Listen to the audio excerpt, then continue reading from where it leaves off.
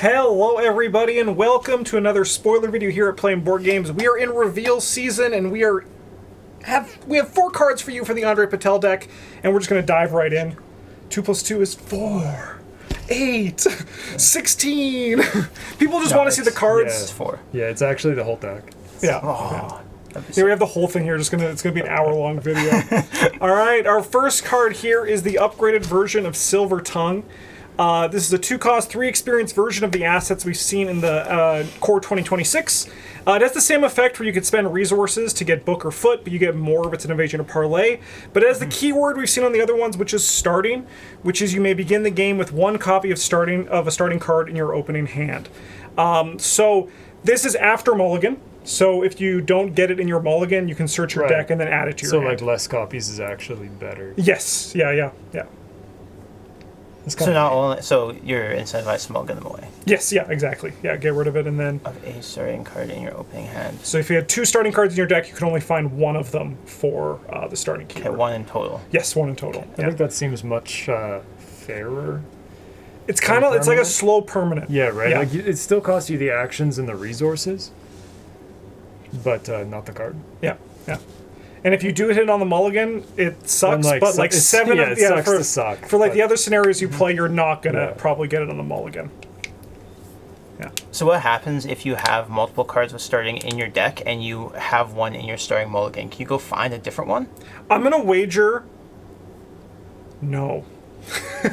I'm going to wager because it's in your hand. I don't know, though. I actually don't know the answer to that question. Yeah, I mean, like, if you so the way that at least this is written out.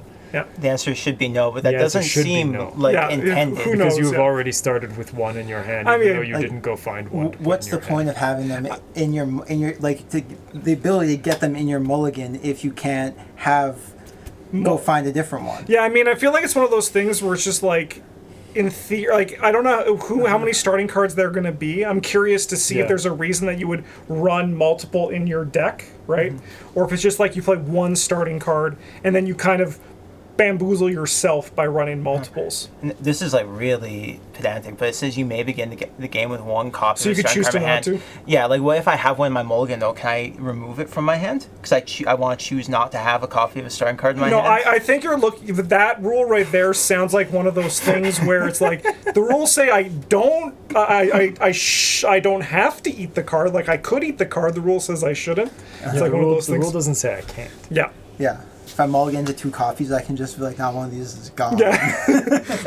Exile it for the scenario, but I get it back. Yeah. I've seen these cards in action. They're not bad. Like the +2 is actually like pretty good, generally. I'm curious to see how much this one gets played compared to the others because the foot one is good, but foot is now like even more free in the rogue class, like in Core 2026.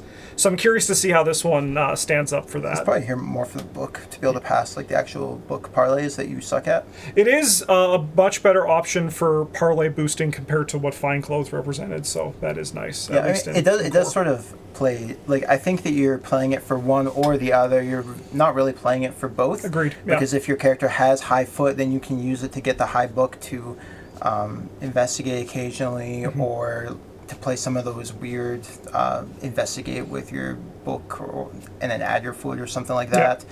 And alternatively, if you are a green character who has a higher book and a lower foot, you can play this to still take advantage of the larger part of the green card pool that cares about having high foot. And also, in all fairness to the rogue class, they are the best makers of money, so like they're going to be most likely to be able to put the money into this without feeling it like the other classes. When was the last time you saw somebody play one of these that wasn't Hard Knocks? Yeah, it's kind of true. Yeah, maybe like the Survivor one, because they also Survivor one, because sometimes you want to be out of money. Yeah. Yeah. You know. No, this does seem like a more balanced way of doing the Dunwich permanents. So. Hey, Travis. No. Watch, this is back, baby. So it's a really good thing that they didn't change the artwork, because you don't go messing with perfection. It is. Once you've created the best possible version of a thing, why do we need to go back and revisit it? Yeah. Also, big as a question, why would you pay for additional art that's worse? You know, it's true for watch this. It's because it's gonna be worse than this. Yeah, it can't be better. Yeah. Unless it's like lenticular and he does like a backflip out the window first. Wow. That would be kind of hype. Yeah, or like a flip card, like Wishbone going around the side of the you page. get like 4 copies of it, and they're like him from different angles or whatever. Wow. That would be cool. I'm a big fan of Watch This. I don't play it in every deck in my economy, but in the decks where it's like good economy, it's some of the most efficient you can get. Yeah, if we're playing a skill-focused deck and we want to make money for a thing that is not skills. Yep. It's a good way of going about good. it. I think it also is like a great slice of the rogue pie where it's like that risk reward that I think is very nice for the class, and it's cool to see it still here. Yep. But yeah. Can you really tell if you're playing rogue cards if the red token coming up once doesn't just blow your Yeah. plan out of the water? What if I do it? If I could go back to turn 1, I would. Yeah. But that's not the only reprint we have. We're not going to talk too much about Watch This. We've talked about this card many times. Yeah, it came out like 8 years ago. Korkos. It really is funny when like we did the video where it's like cards we were going to miss, and then they're like, not so fast. Just kidding. Yeah, and also the cards we weren't going to miss. This one was there for you, but yeah. All right, another reprint we have here is Well Connected 3. Which is the one for the big payoff for big money. The more you get, a higher skill value for resources that you have. The upgraded version lowers the threshold to 4 compared to the original, and you also can spend resources to ready it. Biggest signpost here that big money is going to matter for Rogue. I like it kind of more in the starter deck. I think that's something that the Winifred starter deck was obviously very good for the Rogue class when it came out. Yeah, there was a lot of cool stuff going on there, but not a whole ton of it really tied into existing rogue archetypes. Yes, and it's one of those things, because of that, they needed to like print economy every cycle. Yep. I'm hoping that, obviously, that this is the payoff, that there is going to be some enablers that can help you get money. We saw Watch This, but they would obviously need more than that to be able to take advantage of it, and then there's less of a need to always have, here is Faustian Bargain from a slightly different angle. Mm-hmm. Yeah. Look, you don't like Bank Job? You know, I mean, I do like Bank Job. Yeah, I actually do like that card a lot more than Faustian Bargain because there's like a real cost associated with playing it. Yes. Well, the power level is not really that different. Yeah, that is nice to not bring the curse tokens. Yeah. But yeah, I do actually wish that they would do more different payoffs for big money, more variable costs, like X cost cards. Maybe something like you can pay any amount of money, and then it does a thing, and then if you paid 5 or more resources, it does a second thing, and if you paid 10 or more resources, it does a really big thing. Yeah, kind of like we've seen inklings of that in the favors, but also in that unfortunately not great specialist card Name Your Price, which was like the big payoff to like the big money for it. But yeah, I think like scaling things for that would be really cool. But I imagine that also we can see, hopefully, again, more exploration of what this means. What about an ally who costs like maybe 4-ish and helps you get money, but only sometimes? And like when you have enough money, he makes some of your stats better. What do we think about that? I think that depends a lot on how he helps you get the extra money. Sorry, I hate Dario Elamine. Well, I got bad news for you, Brent. Is he coming back? No. But there is so funny. But it is kind of Dario for our last card we have to sort of reveal here. It's another reprint. It is the Black Fan. 3 cost, 3 experience, exceptional. If you have more resources, you get better. Yeah, I like this one as a payoff.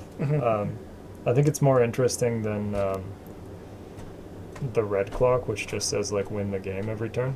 Oh, the red clock is also which is also back. I did see that. Yeah. I did see that. I pay attention to the green ones, but not the other ones. Yeah, of course. Yeah. I don't care about the other ones. I'll learn about them when Travis plays one, and I'm like, that seems way better than what I spent 12 rounds putting together here. Yeah. And you paid 2 for that? Yeah. Yeah. Anyway. I'm a little bit disappointed in the red clock reprint, but I mean, like on the one hand, yeah, cool. It is big and flashy and dumb, but it is also. It does also like every piece of it plays into like everything. What Andrei Patel is doing because he's doing things in the game of Arkham.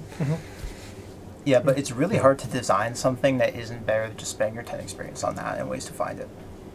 I think. No, you're not wrong. You're not wrong.